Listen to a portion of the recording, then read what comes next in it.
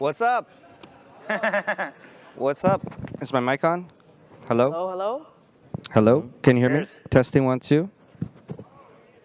Testing 1 2. Elena, borrow yours. Oh, I can see us. Hello? Testing 1 2. Testing 1. Yeah, what's up? Can you guys hear me okay?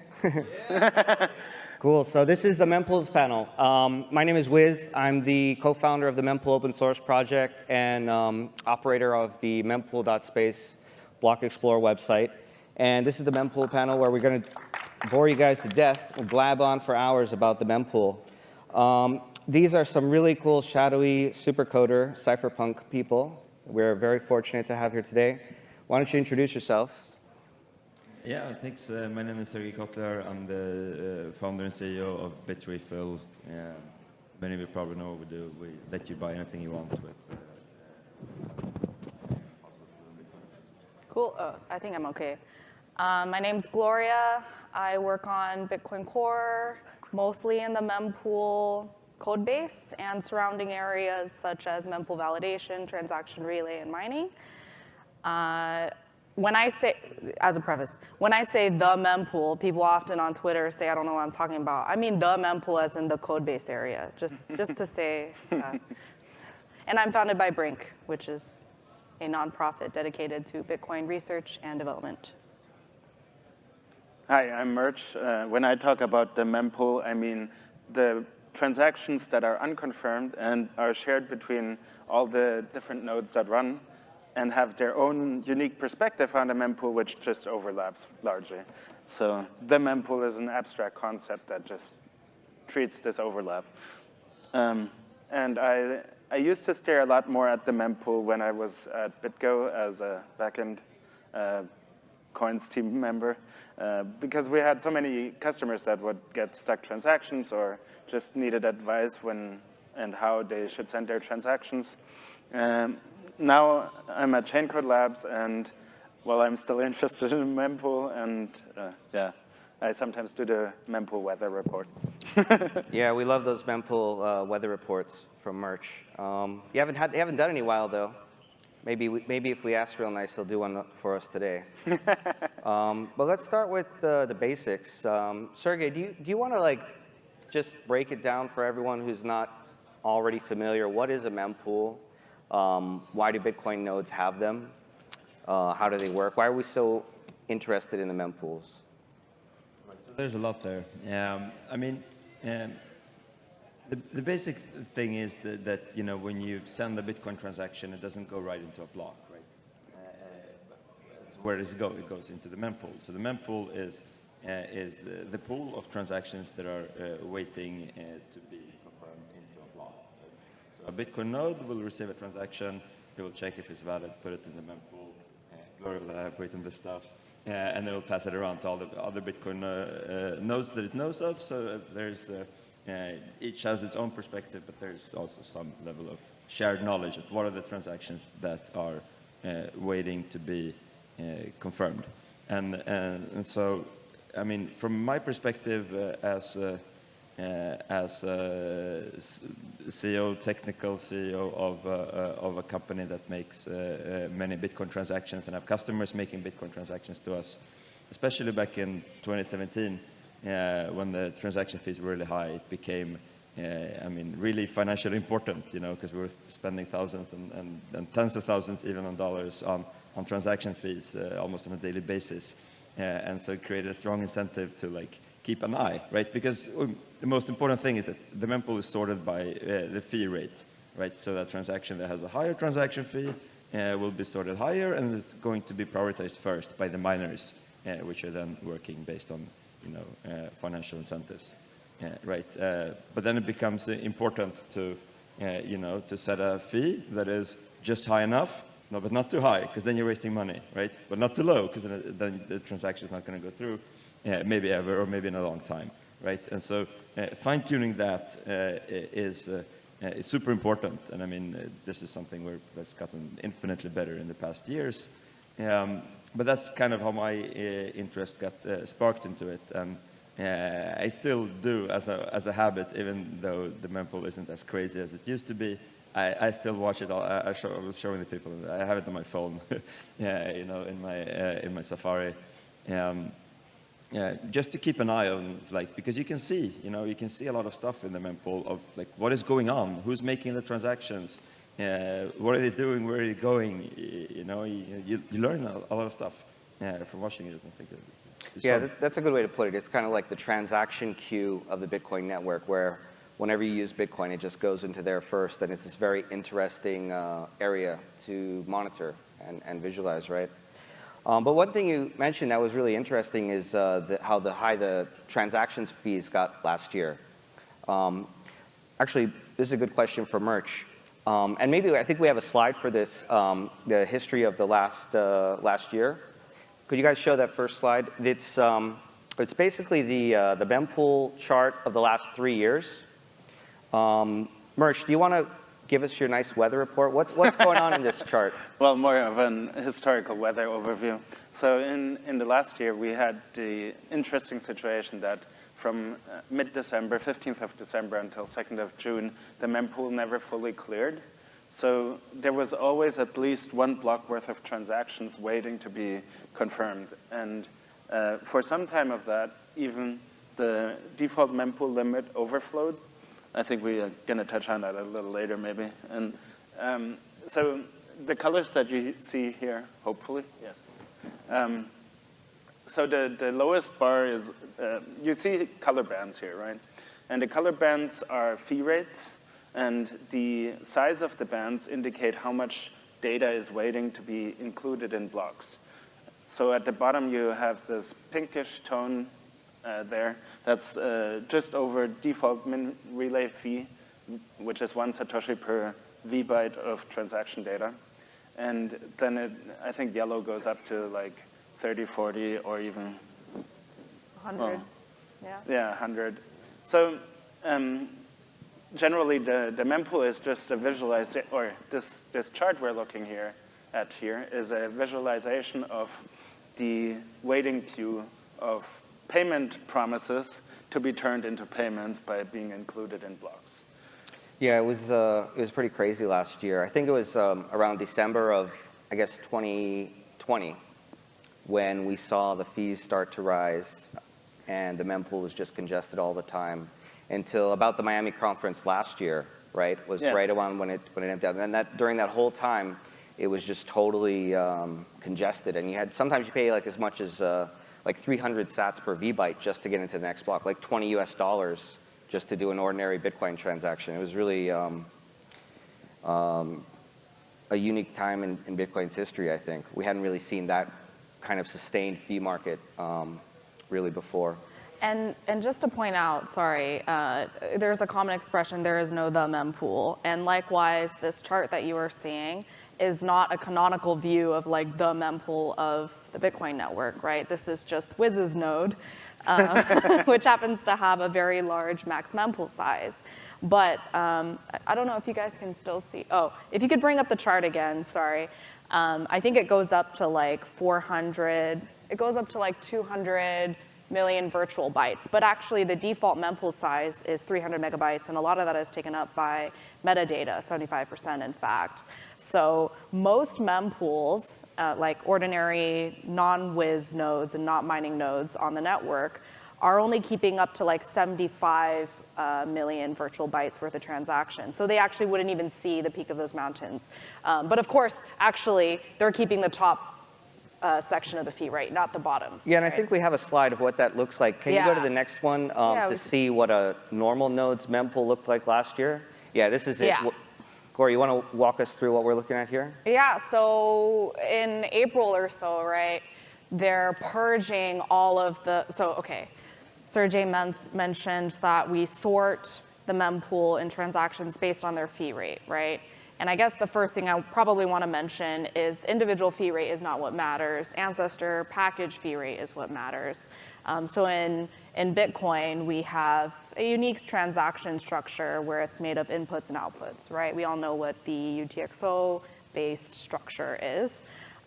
So you can have transactions dependent upon each other. inside of the mempool. So you can be spending a UTXO that doesn't exist in the blockchain, but it exists in a transactions that's still in the mempool. That makes sense, right? Hopefully everybody understands that. But how did the Bitcoin network change during this time of consistently high fee rate environment and transactions getting purged? Like, what was the experience like for a normal Bitcoin user at this time? Yeah, so I think if you had a 1 sat per VByte transaction that you broadcast around April or so, and as the mempool filled up, your transaction was probably purged by most of the mempools, most of the nodes' mempools. Right, because there's this common belief that you can just always send a transaction at 1 sat per VByte fee rate, and eventually it'll get confirmed. But this is a common misconception, right? I mean, if the mempool is constantly full, your low fee transactions will get purged out of the mempool. And there are other mempools that have lots of it. True. And they do rebroadcast. Like when it goes down, you can see if we bring up the chart again. But like, not look if at you see us, when, let's look when at the it chart. goes down from the peak, you can see like over there, there's like some of the transactions are coming back actually. Like on the right half, right. You can see that the pink ones are coming back up. Right. Which, right. So the red color may or is, may not be. The red color is like 1 sat per VByte, and that light blue color is like maybe what, 20-ish. So after all the higher fee rate transactions around 20 sats per VByte got confirmed, then you can see the low fees of 1 sat per VByte started to get rebroadcasted in network. And that's, so how did Bitrefill handle that during that time? Like, don't you guys allow people to buy gift cards with like zero conf transactions in the mempool? Like, how did you guys handle this? Well, this is exactly why we have to do that, right? Because otherwise the customer might be stuck forever and ever and have a horrible experience and support tickets and confused refunds and exchange rate issues. There's like a whole mess. So I mean, again, like 2017, when this was even worse, crazy than it was on the chart here. It was a kind of a formative time for us. We were really like struggling. And at the time, we were mainly doing low-value phone refill transactions, you know, so like the typical like $5, $10 transactions. I mean, we've done a lot of things. You know, we developed like that we ourselves recommend a fee rate for the customer, right? So we like our web server monitors this or our version of this. And based on that computes a recommendation that we give to the customer. And these days, most wallets do that automatically, but we also sort of like make sure. But isn't that a huge risk for your business? I mean, if I go on your Bitrefill site and buy an Amazon gift card for like $1,000 and send you a low fee transaction. That's RBF-able. Well, if it's RBF-able, then we're not going to do the zero conf, and then you're going to have a bad user experience. But if you do that, then presumably you're savvy enough to be able to fix the bad user experience yourself. I mean, the risk factor. I mean, people think that Bitcoin transactions are when they're unconfirmed are trivially reversible, and that's not true. At least not today. You know, you need to collude with miners. Would you guys agree with that statement? I think it has been shown that if you're willing to put in the effort, you can very successfully double spend transactions even after they've been broadcast. But you do have to really put in some effort right now. We don't accept just any transaction, right? There's a bit of magic going on where we check and vet and make sure, right? So, I mean, the low-hanging fruit stuff that you have in mind, I mean, you know, the goal isn't to double spend it, the goal is to trick us, right, into believing that we got the money where we didn't, right? That's the trick. And I mean, we've been doing this for 7 years now. I think it has happened in 7 years 1 or 2 times, and we do like, you know, more than 100,000 transactions every month, you know, so like, and compare that to credit cards where you like standard fraud rate is like 5%, and you know, it's like a cost of doing business. So, and here it's like twice ever, and like it was because of bugs that we fixed. I think it's still important to distinguish, though. It's a little bit of a gentleman's agreement not to do it, and there's no tools to do it easily. There's very few people that would have the knowledge and maybe connections to reliably double spend. And so, yeah, I agree that from a business perspective and planning and like risk factors, you can discard that risk for the most part. But fundamentally, from how the mempool works, there are some policies that help with this, but it's not actually, while a transaction is unconfirmed, it is unreliable. And it just so happens that the policies and the behavior of our society, our Bitcoin society, tends to confirm with our needs in regard to. Well, no, there's thieves and hackers and crooks that use Bitcoin as well. So, you know, it's not just the nice people at the Bitcoin conference. Yeah, fair. Yeah. Well, Yeah. also you have customer accounts, right? It's not that people are completely. No customer. Well, we do, but that's not Okay. related to this. All right. Yeah, I'd love to continue talking about mempool attacks because Yes, the let's. first time we met, for me, I mean, we all know that transaction relay in a distributed system is like notoriously unreliable, and I think I know more than anyone that there's tons of attacks and it's a dangerous place. And so when I first met you and you said you accept zero-conf transactions, we had a very heated debate about whether or not that's safe. And I think you did manage to convince me that for you at least, it's difficult to convince the logic on top of your Bitcoin operation that you are going to be double spending. Yeah, it sounds like if you're going to be sending $1 million to someone, you might want to wait for 6 or 12 confirmations on the Bitcoin blockchain. But for your particular threat model, where you're selling gift cards of relatively small denominations, you know, and mitigating the double spend risks, like you said, no RBF, they have to use a reasonably high fee rate, et cetera, et cetera. It sounds like you figured out how to manage this risk for your business. And I mean, let's be very, very, very clear here. I in no way say that you should rely on unconfirmed transactions. Yeah, don't do that. It's advanced level kung fu. You need to have people that do it and spend hours figuring it out, monitoring it, evaluating, improving it, and so on. It's something that you can do if you're a company and you have people working on this full time. It's not something for the common man. Right, but there's also, I mean, it depends. You know, if your buddy is paying you back $10 for lunch, you know, you don't have to sit there. You know, you can set it to the low fee transaction. And in fact, like for I think quite a few, I mean, like maybe we can talk about the trustless aspect because I think it's very interesting about how Bitcoin is all about the trustless. But if you actually look at most actual Bitcoin transactions, there's always a very high degree of trust between the parties, right? In the sense of like, you know, hey, we pay someone's salary in Bitcoin, right? Okay, we're not going to double spend our employee because then he's not going to go to work next week. Also, it's unethical and it's like not normal human behavior, right? Mm-hmm. So for a lot of transactions, there is a mutual trust, right? And in that situation, you can set the mempool fee to 1 cent per byte, and it's going to confirm eventually. In worst case, if it happens that suddenly there's a big spike like that, well, then you'll figure it out. You know, it's going to be a little bit of a hassle. Yeah, I think that's the big takeaway is that the fee rate you use or whether you accept the transaction on 0conf or 6confs, it all really depends on your individual threat model and use case and amount of the transaction. It really depends. And so for some people, they can always send 1 sat per vbyte. Even if it takes a year to get confirmed, they'll wait because they just might be sending it between two of their same wallets and they know they're not going to double spend their own transaction.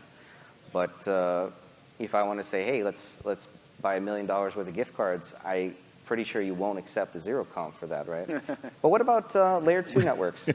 Oh yeah, exactly. I wanted to point out that all of this is assuming that transaction propagation is based on this perfectly fair fee rate market, where the higher the fee rate the transaction, the faster it's going to get mined. And that's not quite true.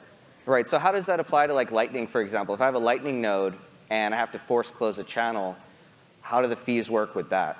Yeah, okay, so this is something I spend a lot of my time thinking about because in all layer 2 contracts, you have a particular set of conditions that makes fees extremely important and dangerous. So one thing is, when you're doing a Lightning transaction, right, you and your counterparty are negotiating the fee rate well before you're ever going to broadcast it. Because the whole point is you're going to exchange these transactions and payments and only settle on chain if you really need to or when both of you decide to close the channel, right? So what really goes wrong is when you have a unilateral close, as in your counterparty is trying to cheat you, your counterparty went offline, whatever it is, something went wrong. So now you need to broadcast your transaction. And that might be hours, days, weeks after you decided what the fee rate on that transaction is going to be. And if your counterparty is trying to cheat you, there's no way you're going to sign an RBF with them because they're like, I'm trying to steal your money. Why would I give you another signature?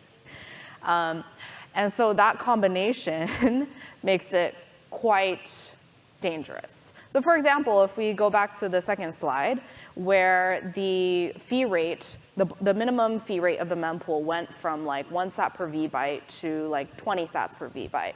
Let's say you open a Lightning channel and you have some HTLCs going, and you negotiated a fee rate of 10 or even 15 sats per vbyte on your commitment transaction. But then something goes wrong and you need to broadcast. Well, the commitment transaction will straight up not even make it into anyone's mempool. Maybe it will make it into Wiz's mempool because his is still, the floor is still 1 sat per vbyte. But for the most part, it's just not gonna work. And then you say, oh, Gloria, what about CPFP? Right? Commitment transactions have anchor outputs, so either counterparty in the Lightning channel should be able to attach a very high fee rate child to their commitment transaction. And newsflash, the first transaction will not make it in, and we're actually only validating transactions individually. So we'll reject the first one, we'll look at the high fee child, and we'll say, well, these inputs are not available because they belong to a transaction we rejected. And so, oops, sorry, neither of them are getting in. So it sounds like Lightning has a pretty big security hole right now based on what you just said. Exactly. This is why I'm excited to be here today, to tell you everything's broken and we need to fix it. No, but I think this particular issue, again, we have not seen a fee rate market like that since April of last year. And I'm not saying that there is a reliable attack that attackers can always execute. But if you think about it, as hundreds of billions of dollars of capital is locked into Lightning contracts and other L2 contracts, and the fee rate market or the usage of the mempool becomes less predictable. We're not able to say, oh, in 1 week's time or in 1 month's time, we know that there's going to be room in the mempool for a 10 sat per vbyte transaction. These attacks become more and more critical. And again, this is on a very long time horizon, right? So as protocol developers, we're thinking about something like this, where it's like, okay, when you're building an L2, hopefully there is a seamless interface between L2 and L1. And I think mempool is where that security assumption really breaks down.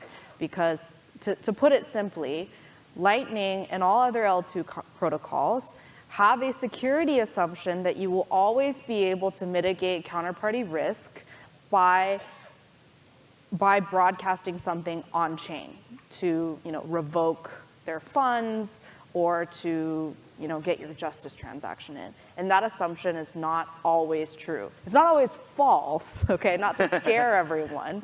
But I think this is going to become more and more dangerous, and we need to fix it. But also on the scaring part, like a normal Lightning wallet, when it opens a channel, it sets that fee pretty high.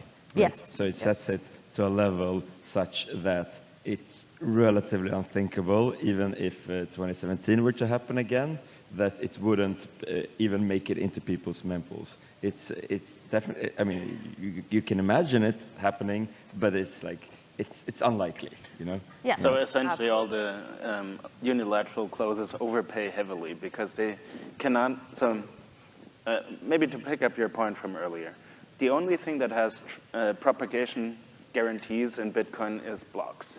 We guaranteed that we will deliver blocks to other nodes so that everybody can catch up to the best chain tip. Transactions do not have propagation guarantees. We forward them at best effort. Generally, it means that all transactions get to all other nodes in a minute or so. And once they're in a block, of course, as part of the block, they do get propagated. But before that, the unconfirmed transactions do not have guarantees. But essentially, the L2s rely on the assumption that there are guarantees for transaction propagation. So that's where the problem comes in. Sergey, I think you run a pretty large Lightning node for your business. Can you tell us any stories? Has Bitrefill ever seen anyone trying to steal funds out of a Lightning channel during that time? I guess it was April of last year. Did you see any shenanigans?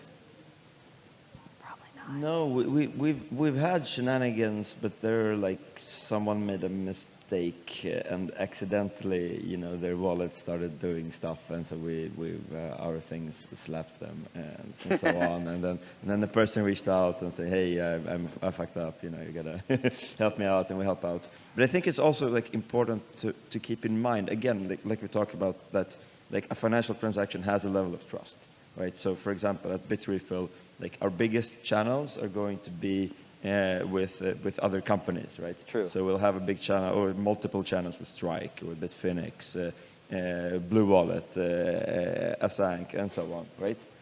And so it's not like, you know, I mean, Bitcoin is built for like the Wild West, you know, every man for themselves. But like Right. in reality, most of it isn't, right? I mean, just because imaginably we could, with a very sophisticated attack like this, you know, rob our good friends at Strike of money, doesn't mean that we do. You know, we have business, really, common human decency and so on. So it depends. And Lightning channels have a certain trust factor in them by default, in that you kind of rely on the person like keeping their node up and running and not doing anything stupid and so on, which is like a weak trust, right? But there is a little bit of a type of trust. You don't trust them with your money, but you trust them to not mess things up. I think we actually see this in many layer 2 networks, or maybe more broadly, technologies built on top of Bitcoin, where there's not only the anarchist, you know, trust of the base layer blockchain. For example, if I had a channel open with you, and for some reason my node got messed up, and you had to like force close the channel, and you got those funds, we have some kind of reputation or relationship together. I would say, hey, can you know, let's settle up properly. I think this is quite common, like you said, in the B2B space, where Bitcoin banks essentially have very large channels between each other, or Bitcoin payment processors, or merchants selling gift cards, et cetera. And I think this is one part of the, maybe to mitigate the risk in a different way from what you mentioned earlier. Okay, sure, Lightning has some security holes or threat models maybe need to be adjusted for when the mempool gets full all the time. But one of these mitigations is actually the social, maybe capital part of it. I mean, Okay, yeah, sure, but like, just maybe to play devil's advocate, or to provide a perspective of someone who is trying to design our policy rules and our mempool for the node runners that are using a Raspberry Pi. You know, the people in countries where this is the most free option for them to transact, and their government is actively trying to censor, or sorry, you know, someone is trying to censor or freeze their ability to use money for whatever it is that they need, that may or may not be politically accepted there, right? Like, we want the default option to be as minimal as possible, as private as possible, as censorship resistant as possible. So, of course, there are many scenarios where there is a social aspect, or there is a legal framework with which people can use to externally to the Bitcoin and Lightning assumptions to, you know, figure out how they're going to transact. I think the most private, you know, censorship resistant, blah, blah, blah, option should be the default. I strongly agree. I mean, Yeah. with everything that you say and with everything that you do is super important. I mean, we're building Bitcoin to survive in wartime, right? I just sort of added in there because maybe people get the impression that Right. shit if fees goes up, all of my money is going to be stolen from Lightning. Right. And that's not necessarily the case, you know. I mean, but we're talking about a sort of a risk that is theoretical. Highly unlikely, requires a sophisticated attacker in a special set of circumstances. We need to fix that risk, right? And that's what you're doing. Yes. And the great people at Lightning and so on. Yeah, but you know, it's important to know. I like that we have how exposed you are. Yeah. Balanced voices on this panel. I want to jump in here now too. So, I mean, it's easy to build a trusted relationship on a default of no trust necessary, right? You can sort of upgrade your relationship with somebody else by adding a trusted relationship, and then you can do more things than with the default. But yeah, it is important that it works for well, Bitcoin is the money of enemies, right? Taj said that. Very nice. So do you recommend someone to open would you recommend someone to open a Lightning channel with their enemy? No, I don't think that you do open yourself up to a little bit of abuse if you have a Lightning channel with someone. They can make it hard for you to get your money back. They can grief you for the fees for opening the channels and things like that. But generally, so we have the base layer where you don't have to need a lot of trust. And then, of course, you can build business relationships on that, and you can do more with that. It's sort of like we have a very simple, stupid base layer in Bitcoin, and then we build the complex things at the edges and on top, because it's easier to go that direction than vice versa. Going from a trust necessary to an untrusted, would you want to open a bank account with somebody that you know is going to try to steal money from you? But I mean, nobody suggested that here. No. I'm just illustrating. Yeah, and obviously, hopefully nobody gets the impression that I'm criticizing Lightning or thinking that they're building too fast. But I think in Bitcoin, we have more of a philosophy of building bottom up. So we have our base layer, no trust required, as security model is as difficult as possible. And then we're slowly building up to a scalable payment system that can handle the thousands of transactions per second that honestly we cannot fit into a block right now, right? So we cannot afford to not build Lightning or some scaling solution. But the way that I think we do things, what I like about Bitcoin development is we build bottom up and we put security first. I think that's the way we should think about things and what I really like. Yeah, I think we covered a lot of the very interesting past of the mempool, historical data, trends, and now we just kind of touched on the present state of the mempool and how it affects various threat models for various use cases. But what about the future? Murch, you usually give us like a weather report of what's going on in the mempool. Like, how about a prediction? What's the future weather report for the mempool? What do you think is going to happen? How is the mempool going to change over time? That's very interesting, and I've been thinking about that. But I don't know. But so from the stats that I'm seeing, I think that the number of payments has been growing pretty steadily. The amount of money that is being sent has been growing pretty steadily. And what led to this congestion in the last year was that there were just more and more transactions, and eventually the block space was completely getting used. And the block space supply is pretty inelastic. While you're slightly below it, it'll clear every night or at least every weekend, and the fees will calm down again. As soon as you overshoot a little bit and the number of transactions that get submitted to the network exceed the available block space, it'll just continue growing, right? Because there's not enough new block space to clear it out. And so we had a bit of a demand shock after. Right, the market was first pumping. We had a supply shock, and then we had a demand shock. First, China kicked out their miners, and the hash rate went down by 47%, I think, at the peak. And then just around the same time, blockchain.com, who is responsible for about 30% of all transactions, finally updated from pay-to-public key hash addresses to pay-to-witness public key hash.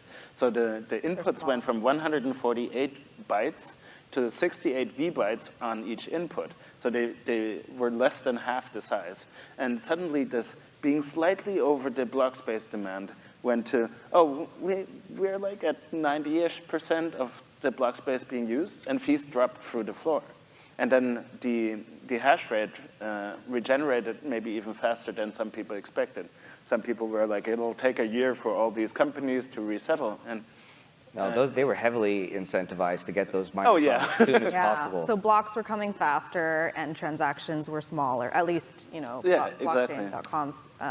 So in a way, I think we'll see a couple more demand shocks, for example, with pay-to-taproot. It took now almost 5 years, but we're at 83% SegWit transactions now. And with Taproot, I assume a similar pattern. It will take a few years for use cases to come up.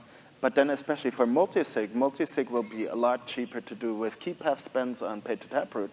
And a key path spend in pay-to-taproot is only 58 V-bytes, whereas, for example, a 2 or 3 multisig, even with native SegWit right now, is 105. So, or older formats are 140 or 297 for legacy even. So the demand from multisig transactions will go down a bunch.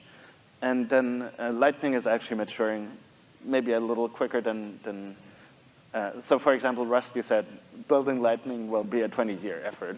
And now people are reporting that they're routing thousands of transactions only through their own node that they're administering from home.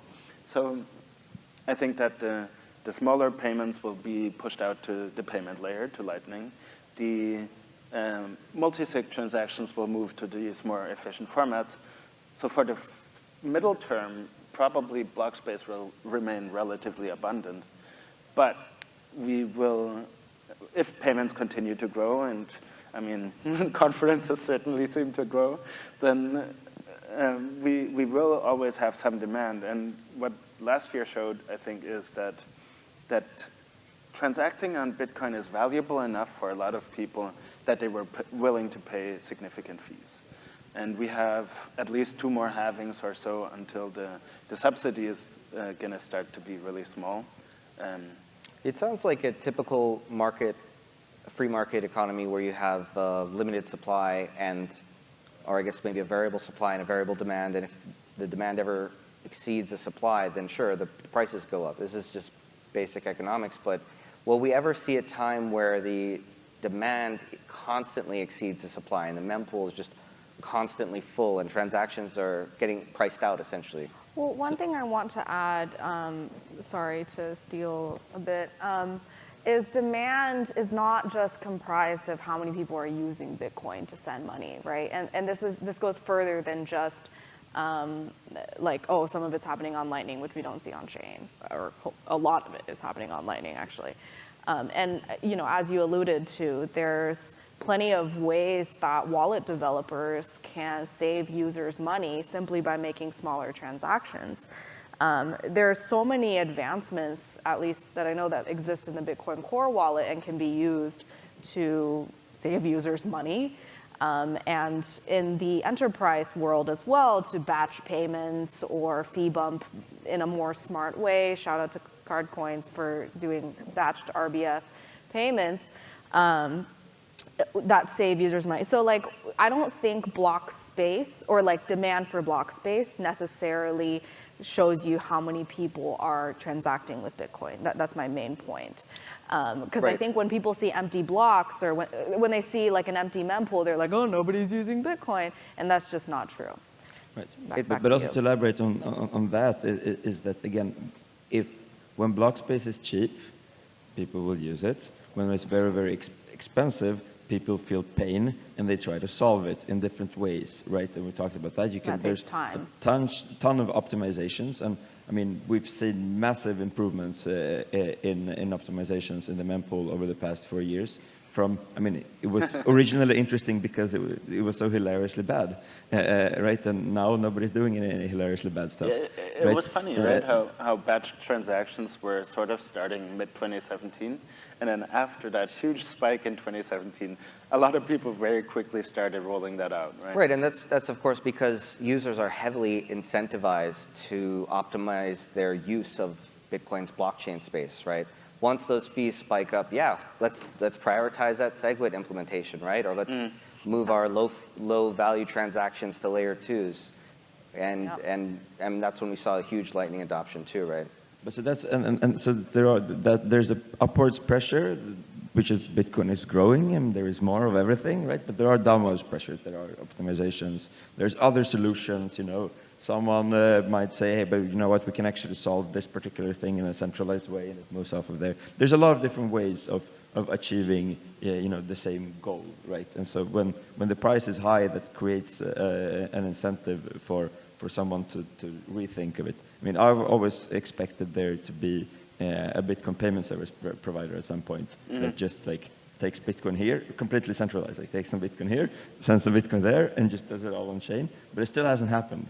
You know, we've been, so I mean, these things will probably start happening when, especially during this, because the mempool moves, it doesn't grow nice and steady. It moves in extreme spikes. Right? Yeah, when the market's pumping hard, everyone wants to move their money to exchange and withdraw. And there's a lot of stuff that's algorithmic here in terms of fee estimation and a bunch of other things. So oftentimes it's not even a human. Or like there's bots that will send from one exchange to another exchange. And I think the coffee transactions are getting priced out of Bitcoin, right?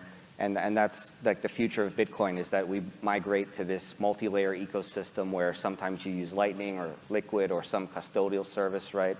Well, it might. I mean, you'd be surprised with how many really small transactions they're still happening on chain. I mean, I agree. I mean, I'm a mega Lightning fan. I want to move it to Lightning, but a lot of people use on-chain Bitcoin for really small transactions, and they'll, you know, even at 1 cent per byte, they pay like a pretty high percent of the value to make in a that way, transaction. All right, guys, I guess we're out of time for our panel, but thanks for sharing your very passionate opinions on the state of the mempool and the future of the mempool. I guess that's it. Thanks.